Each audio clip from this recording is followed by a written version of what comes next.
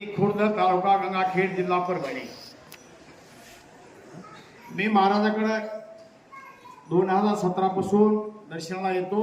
बरेच काही प्रॉब्लेम होते, बारीक सारीक प्रॉब्लेम मिटले आणि मी ह्याच्यापूर्वी सुद्धा एक दोन अनुभव सांगितला आहे।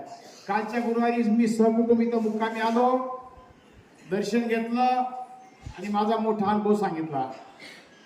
कारण समस्या नाही असा माणूस नाही आणि पर्याय नाही अशी समस्या नाही। जीवनामध्ये माणूस जन्मानंतर प्रत्येकाला संकट आहे, पण प्रयत्न करीत राहिले कुठलाही मार्ग निघतो।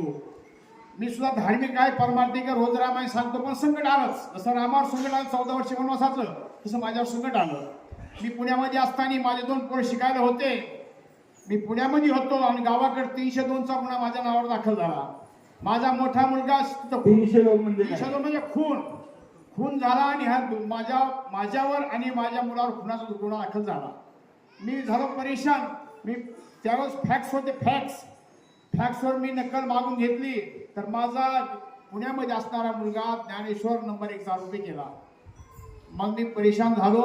मी काही रिटायर्ड डिस्ट्रिक्ट जज काही चांगल्या वकिलाकडे भेटलो, ओळखी असल्यामुळं। त्यांनी सांगितलं की तुमचा मुलगा केस संपेपर्यंत जेलच्या बाहेर निघणार नाही। अशी केस रचली गेली, कारण राजकारणामध्ये काही होऊ शकतंय। अशी केस रचली गेली आणि तुम्ही त्याला सहआरोपी केलंय। आम्ही सज्जनगडावर मुक्कामी गेलो, रामदास स्वामीला विनंती केली, कारण काय करावं कळत नव्हतं ना, मोठं संकट असं म्हणून घाबरतो। मग नंतर मला त्याचं दर्शन झालं, एकनाथ महाराजांची आठवण आली। मी सुद्धा 4-5 इकडे वाऱ्या केल्या होत्या आणि माझे कामं झाल्यानंतर सुद्धा माझ्यावर संकट आलं होतं। शेवटी महाराजांची आठवण झाली, महाराजाला भेटलो। महाराजांना सांगितलं तुमची केस बसून भेटणार आहे, तुम्हाला काही होणार नाही, केस तुमची निर्दोष आहे। कालच्या 16 तारखेला आमची केस मिटली। 20 लोक आरोपी होते, 20ला 20 आमचे निर्दोष निघाले। आम्ही सुद्धा जेलमध्ये राहिलो। माझा मुलाची अटकपूर्व जामीन। महाराजांना म्हणलं, मी आता जजनं सांगितलं, डिस्ट्रिक्ट जज रिटायर किंवा वकिलाला सांगितलं की ह्याची जामीन 7-8-10 वर्ष होणार नाही, जेलमध्ये राहील, त्याचं शिक्षण जीवन उद्ध्वस्त होईल। महाराज म्हणजे ह्याची अटकपूर्व जामीन होणार, घाबरू नका।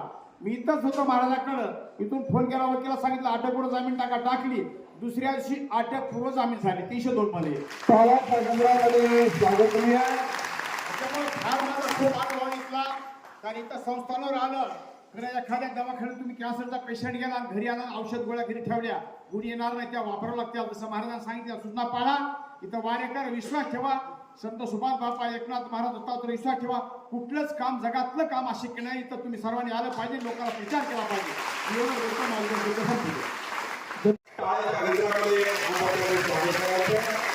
एवढं आशीर्वाद देतो।